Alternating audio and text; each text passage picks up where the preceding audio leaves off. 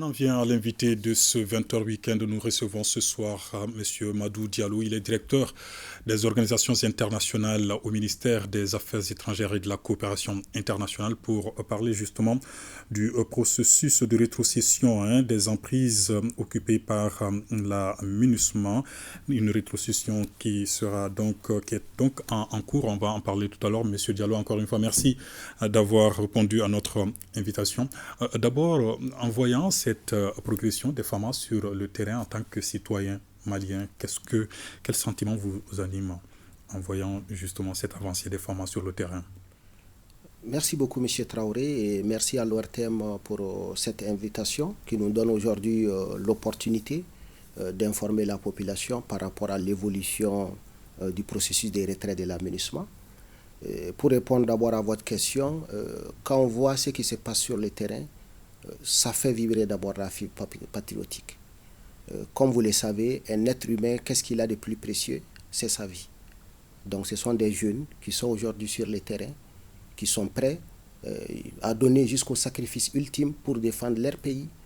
Donc pour cela, je pense que ce doit appeler aujourd'hui à l'unité l'ensemble des Maliens pour soutenir les forces de défense et de sécurité dans leur combat pour la stabilité du pays et pour la protection des populations.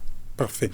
Alors, dites-nous, Monsieur Diallo, quel est le point aujourd'hui de la mise en œuvre de la résolution 2690 relative au retrait de la MINUSMA, précisément ou concrètement, quels sont les camps ayant prise cédés par la MINUSMA à ce jour aux FAMA? Je voudrais d'abord rappeler que le Conseil de sécurité a adopté cette résolution 2690 à la demande du gouvernement du Mali et a décidé de mettre fin au mandat de la MINUSMA et également a instruit à la MINUSMA le transfert de ses tâches, l'arrêt de ses opérations et le transfert de ses tâches en relation avec le gouvernement du Mali. Donc à cet effet, il y a plusieurs niveaux au niveau de ce processus de retrait. Il y a d'abord une dimension militaire et une dimension civile. Et comme vous l'avez souligné vous-même, la gestion des camps et des emprises de la MINUSMA s'inscrit dans le cadre justement de cette dimension militaire, de même que les retraits du personnel militaire et de police, qu'on appelle communément les casques bleus, ainsi que les rapatriements aussi des équipements militaires et de sécurité de la mission. Et donc à cet égard, ce qu'il faudrait savoir, c'est que nous avons bouclé le 31 août la première phase du processus de retrait. Et vous l'avez suivi à la faveur de cette première phase.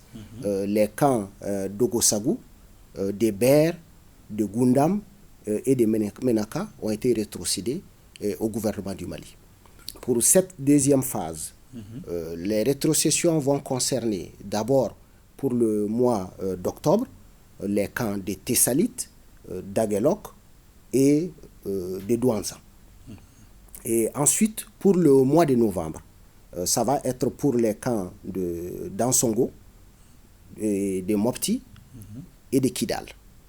Maintenant, il va rester 3 camps, vous allez me dire, principalement, ça va être Gao, Tombouctou et puis Bamako. C'est au niveau de ces camps maintenant que l'ensemble du matériel de la MINUSMA sera regroupé. Et à partir du 1er janvier maintenant, il y a une phase qui va démarrer que l'on appelle la phase de liquidation. Parce que vous savez qu'aujourd'hui, la MINUSMA a sur le territoire malien environ 10 000 conteneurs. Donc, tout cela va être regroupé et ça va trouver en ce moment que aussi bien le personnel civil que le personnel militaire auraient en ce moment à 90% quitté le territoire national. Et les 10% restants vont constituer ce qu'on appelle des unités de garde et le personnel nécessaire au processus de liquidation de la MINUSMA. Très bien. Alors, M. Diallo, on a également suivi quelques difficultés rencontrées durant ce processus. Comment est-ce que vous faites pour faire face un peu à ces contraintes, à ces difficultés, notamment sur le terrain? Dès le 1er juillet, le gouvernement du Mali a mis en place, en relation avec la MINUSMA, un comité qui a un niveau ministériel et également un niveau expert et qui planche naturellement sur ces difficultés. Et les difficultés apparues concernent les questions de rotation, d'autorisation de vol, des questions également des ravitaillements de l'aménagement. Je voudrais vraiment vous rassurer que l'ensemble de ces difficultés ont pu trouver une solution dans ces cadres-là qui se réunissent de manière régulière au ministère des Affaires étrangères. Et également, le gouvernement a mis en place aussi avec l'aménagement, à l'intérieur de ce comité, différents groupes de travail qui œuvrent véritablement à ce point. D'accord. Est-ce que le délai du 31 décembre sera-t-il respecté compte tenu de la situation sécuritaire sur le terrain? Nous venons de suivre, c'est pas assez évident, non?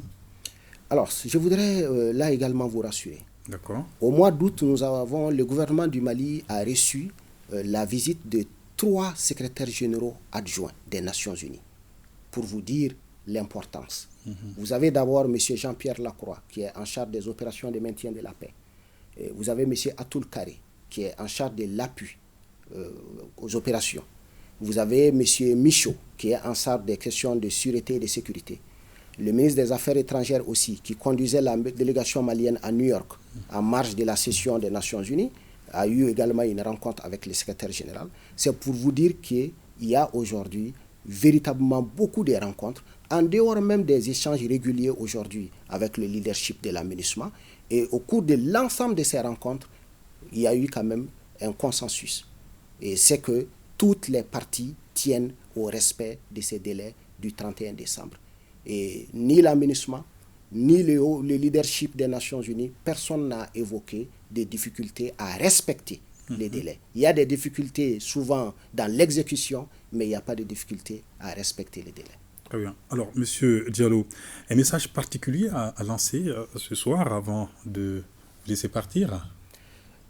Déjà, c'est vous dire que ce processus qui a commencé, qui concerne les transferts des camps, je voudrais préciser que véritablement cela se passe dans un contexte normal d'opération de maintien de la paix. Conformément aux procédures des Nations Unies, la rétrocession de ces camps et emprises se fait avec les autorités légales, donc avec le gouvernement du Mali. Donc pour chaque cas de rétrocession, il y a un certificat de remise des biens et d'équipements qui est signé d'un côté par l'aménagement et de l'autre par le gouverneur de la région, de la localité ou le représentant désigné. Donc c'est pour vous dire que cela s'inscrit dans le cadre normal d'une opération de maintien de la paix, dans le cadre du désengagement, et cela ne constitue pas un acte de belligérance. Et c'est véritablement important aussi à souligner. Et pour terminer, renouveler véritablement l'appel à l'ensemble de la population pour qu'aujourd'hui, la dynamique qui est engagée, nos forces de défense et de sécurité qui combattent véritablement pour le respect de l'intégrité du territoire, la souveraineté du pays, tout cela c'est conforme à l'ensemble des résolutions. Parce que les résolutions, depuis la résolution 2100, véritablement, qui a créé l'aménagement, toutes les résolutions des Nations Unies reconnaissent la souveraineté du pays, reconnaissent l'intégrité territoriale et véritablement, comment dirais-je, lance aussi un appel pour le respect de l'unité nationale. Et ce point est important. Et pour finir, qu'Allah bénisse le Mali. Merci beaucoup, M. Madou Diallo. Je rappelle que vous êtes directeur des organisations internationales au ministère des Affaires étrangères et de la coopération internationale. Vous êtes d'ailleurs appelé à de nouvelles fonctions. Pour de nouvelles fonctions, nous vous souhaitons encore une fois bonne chance et toutes nos félicitations. Merci beaucoup. Merci encore une fois d'avoir répondu à nos questions.